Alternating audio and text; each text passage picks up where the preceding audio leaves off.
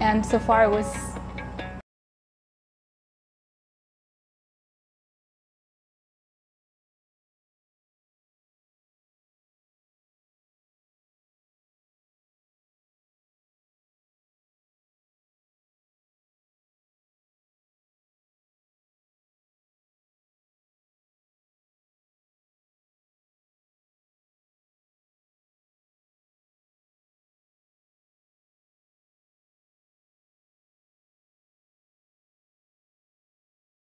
stay with your friends.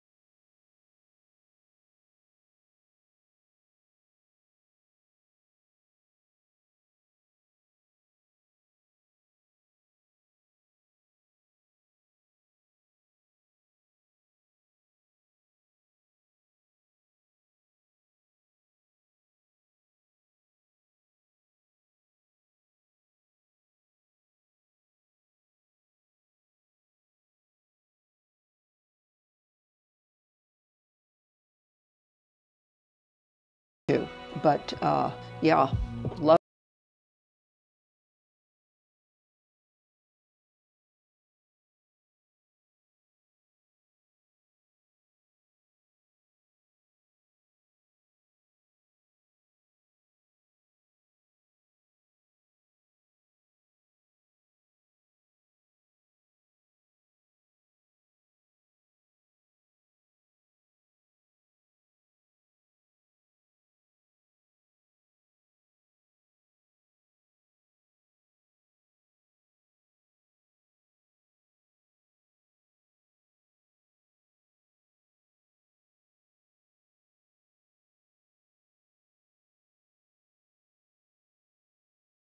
just like history, just like, you know, oozing out of every crack and corner.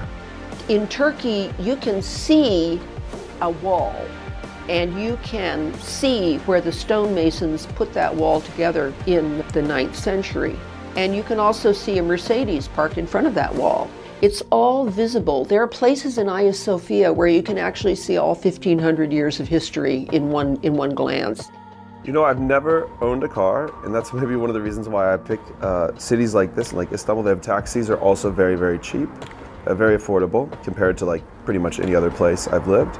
And I find traveling around Istanbul to be very easy, despite the fact that I don't have a car. Public transportation is very easy, especially now the bus lines have been dramatically expanded in the past 15 years. Far more buses are on the lines, so it's very easy to get around with both the buses and then also, of course, the subway. It's a very modern city. It's a very diverse city, like very open to foreigners. Yeah, like if you are not religious, it's totally fine. I think nobody is forced to be religious around here. There is that freedom of choice. My biggest challenges in Turkey are mentality-wise when it comes to work and discipline. Generally, for example, if you have a meeting, it's not uncommon for a lot of the members of the meeting to be running late, and it's actually not viewed negatively. So this is certainly something that we have had to learn to be okay with and learn to adapt to. There's a lot of paperwork that needs to be filled out for very simple tasks. This is something that is still a little bit annoying for me, that I still struggle to get a hold of. The biggest difference between the UK and Turkey, probably mentality in the sense of lifestyle. In the UK, it's very much you go to work, you do a crazy amount of hours, you go home, lock the door, watch TV, done, have dinner, go to bed. Lifestyle here is much more preferable to me. We have sort of 9 months of summer-ish weather, and then just 2 or 3, 4 months of winter, which is perfect. You get 4 seasons still, but that kind of dictates a nicer lifestyle for me.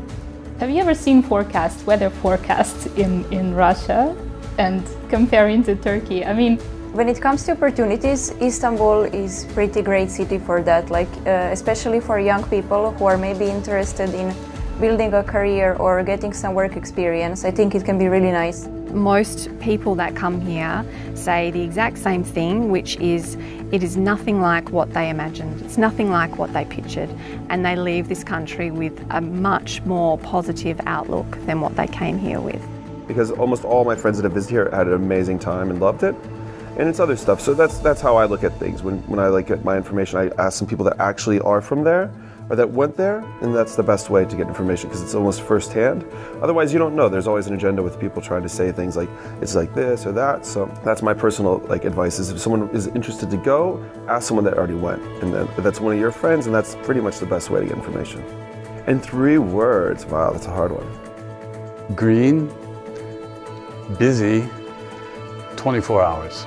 Melancholic, chaotic, home. I don't know, it sounds a bit cheesy, but yeah, I always feel happy when I come back.